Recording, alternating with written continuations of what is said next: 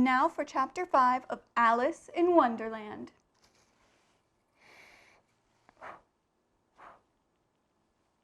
Advice from a Caterpillar. The caterpillar and Alice looked at each other for quite some time in silence. At last, the caterpillar took the hookah out of its mouth and addressed her in a languid, sleepy voice. "Who are you?" said the caterpillar. This was not an encouraging opening for the conversation. Alice replied rather shyly, I hardly know, sir. Just at present. At least I know who I was when I got up this morning, but I think I have been changed several times since then." "What do you mean by that?" said the caterpillar sternly. "Explain yourself." "I can't explain myself, I'm afraid, sir," said Alice, "because I'm not myself, you see." "I don't see," said the caterpillar. "I'm afraid I can't put it more clearly," Alice replied very politely, "for I can't understand it myself to begin with. And being so many different sizes in a day is very confusing." "It isn't," said the caterpillar. "Well, perhaps you haven't found it so yet," said Alice. "But when you have to turn into a chrysalis, you will someday, you know. And then after that into a butterfly.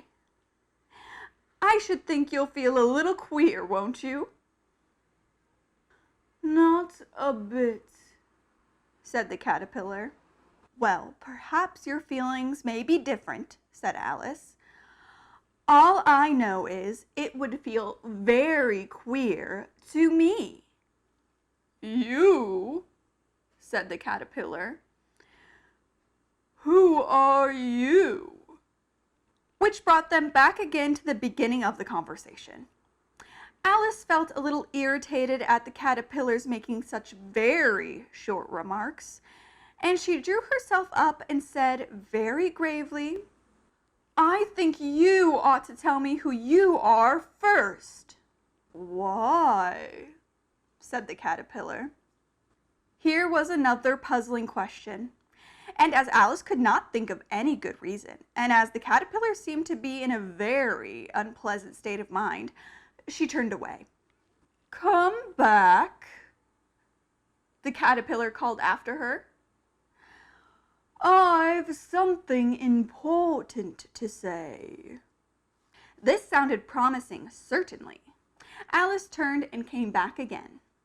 "Keep your temper," said the caterpillar. "Is that all?" said Alice, swallowing down her anger as well as she could. "No," said the caterpillar. Alice thought she might as well wait, as she had nothing else to do, and perhaps after all it might tell her something worth hearing. For some minutes it puffed away without speaking, but at last it unfolded its arms, took the hookah out of its mouth again, and said, "So you think you're changed, do you?" "I'm afraid I am, sir," said Alice. "I can't remember things I used to, and I don't keep the same size for 10 minutes together." "Can't remember what things?" said the caterpillar. "Well, I've tried to say, 'How doth the little busy bee?'" "Oh, but it all came out different," Alice replied in a very melancholy voice. "Repeat, 'You are old, Father William,'" said the caterpillar. Alice folded her arms and began. "You are old, Father William," the young man said, "and your hair has become very white, and yet you insistently stand on your head. Do you think at your age it is right?" "In my youth," Father William replied to his son, "I feared it might injure the brain, But now that I'm perfectly sure I have none, why, I do it again and again. You are old, said the youth, as I mentioned before, and have grown most uncommonly fat. Yet you turned a back somersault in at the door. Pray, what is the reason of that? In my youth, said the sage, as he shook his gray locks, I kept all my limbs very supple. By the use of this ointment, 1 shilling a box, allow me to sell you a couple. You are old, said the youth, and your jaws are too weak for anything tougher than suet. Yet you finished the goose with the bones and the beak. Pray, how did you manage to do it? In my youth, said his father, I took to the law and argued each case with my wife, and the muscular strength which it gave to my jaw has lasted the rest of my life. You are old, said the youth. One would hardly suppose that your eye was as steady as ever, yet you balanced an eel on the end of your nose. What made you so awfully clever? I have answered 3 questions, and that is enough, said the father. Don't give yourself airs. Do you think I can listen all day to such stuff? Be off, I'll kick you down the stairs. That is not said right, said the caterpillar. Not quite right, I'm afraid, said Alice timidly. Some of the words have got altered. It is wrong from beginning to end, said the caterpillar decidedly, and there was silence for some minutes. The caterpillar was the first to speak. What size do you want to be? It asked. Oh, I'm not particular as to size, Alice hastily replied. Only one doesn't like changing so often, you know. I don't know, said the caterpillar. Alice said nothing. She had never been so much contradicted in her life before, and she felt that she was losing her temper.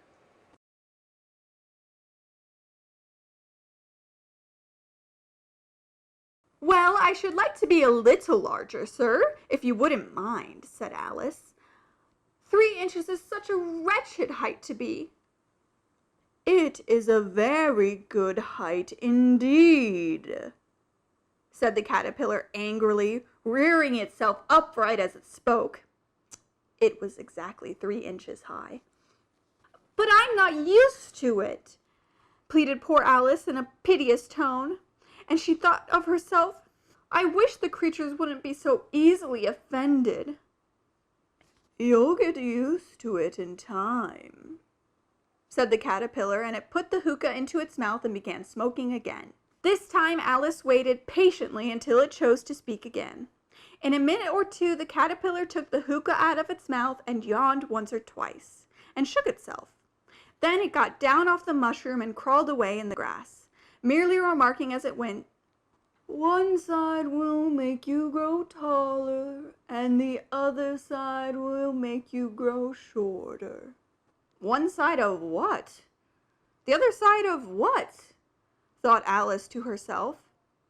Of the mushroom, said the caterpillar, just as if she had asked it out loud, and in another moment it was out of sight. Alice remained looking thoughtfully at the mushroom for a minute, trying to make out which were the 2 sides of it.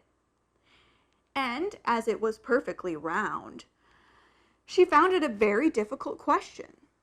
However, at last she stretched her arms around it, as far as they would go, and broke off a bit of each edge with her hand. And now, which is which? She said to herself, and nibbled a little bit of the right-hand bit to try the effect. The next moment she felt a violent blow underneath her chin. It had struck her foot. She was a good deal frightened by this very sudden change, but she felt that there was no time to be lost, as she was shrinking rapidly. So she set to work at once to eat some of the other bit. Her chin was pressed so closely against her foot that there was hardly room to open her mouth. But she did it at last, and managed to swallow a morsel of the left-hand bit. "Come, my head is free at last," said Alice, in a tone of delight, which changed to alarm in another moment, when she found that her shoulders were nowhere to be found. All she could see when she looked down was an immense length of neck, which seemed to rise like a stalk out of the sea of green leaves that lay far below her. "What can all that green stuff be?" said Alice. "And where have my shoulders got to? Oh, and my poor hands, how is it that I can't see you?" She was moving them about as she spoke, but no result seemed to follow except a little shaking amongst the distant green leaves. As there seemed to be no chance of getting her hands up to her head, she tried to get her head down to them, and was delighted to find that her neck would bend about easily in any direction, like a serpent. She had just succeeded in curving it down into a graceful zigzag, and it was going to dive in among the leaves, which she found to be nothing but the tops of the trees under which she had been wandering, when a sharp hiss made her draw back in a hurry. A large pigeon had flown into her face, and it was beating her violently with its wings. "Serpent!" screamed the pigeon. "I am not a serpent," said Alice indignantly. "Let me alone." "Serpent, I say again," repeated the pigeon, but in a more subdued tone, and added with a kind of sob, "I've tried every way, and nothing seems to suit them." "I haven't the least idea what you're talking about," said Alice. "I've tried the roots of trees, I've tried banks, and I've tried hedges," the pigeon went on without attending to her. "But those serpents, there's no pleasing them." Alice was more and more puzzled, but she thought there was no use in saying anything until the pigeon had finished. "As if it wasn't trouble enough hatching the eggs," said the pigeon. "But I must be on the lookout for serpents night and day. Why, I haven't had a wink of sleep in these 3 weeks." "I'm very sorry you've been annoyed," said Alice, who was beginning to see its meaning. "And just as I'd taken the highest tree in the wood," continued the pigeon, raising its voice to a shriek, "and just as I was thinking I should be free of them at last, they must need come wriggling down from the sky. Oh, serpent!" "But I am not a serpent, I tell you," said Alice. Well, what are you?" said the pigeon. "I can tell you're trying to invent something." I'm a little girl," said Alice rather doubtfully, as she remembered the number of changes she had gone through that day. "A likely story indeed," said the pigeon in a tone of deepest contempt. "I've seen a good many little girls in my time, but never one with such a neck as that. No, you're a serpent, and there's no denying it. I suppose you'll be telling me next that you have never tasted an egg." "I have tasted eggs, certainly," said Alice, who was a very truthful child. "But little girls eat eggs quite as much as serpents do, you know." "I don't believe it," said the pigeon. "But if they do, why, then they're a kind of serpent. That's all I can say." This was such a new idea to Alice that she was quite silent for a minute or two, which gave the pigeon an opportunity of adding, "You're looking for eggs. I know that well enough. And what does it matter to me whether you're a little girl or a serpent?" "It matters a good deal to me," said Alice hastily, "but I'm not looking for eggs, as it happens, and if I was, I shouldn't want yours. I don't like them raw."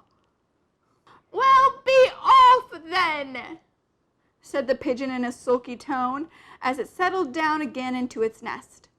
Alice crouched down among the trees as well as she could, for her neck kept getting entangled among the branches, and every now and then she had to stop and untwist it. After a while, she remembered that she still held the pieces of mushroom in her hands, as she set to work very carefully, nibbling first at one and then the other, sometimes growing taller and sometimes shorter, until she had succeeded in bringing herself down to usual height. It was so long since she had been anything near the right size that it felt quite strange at first. But she got used to it in a few minutes and began talking to herself as usual. Come, there's half my plan done now. How puzzling all these changes are. I'm never sure what I'm going to be from one minute to another. However, I've got back to my right size. The next thing is to get into that beautiful garden. How is that to be done, I wonder? As she said this, she came suddenly upon an open place with a little house in it about 4 feet high. Whoever lives here, thought Alice, it'll never do to come upon them this size. Why, I should frighten them out of their wits. So she began nibbling at the right-hand bit again, and did not venture to go near the house until she had brought herself down to 9 inches high. Well, that concludes chapter 5. To keep following along, simply nibble a piece of the mushroom in your right or left hand and subscribe to Mystic Ventures Collective for more immersive theater storytelling.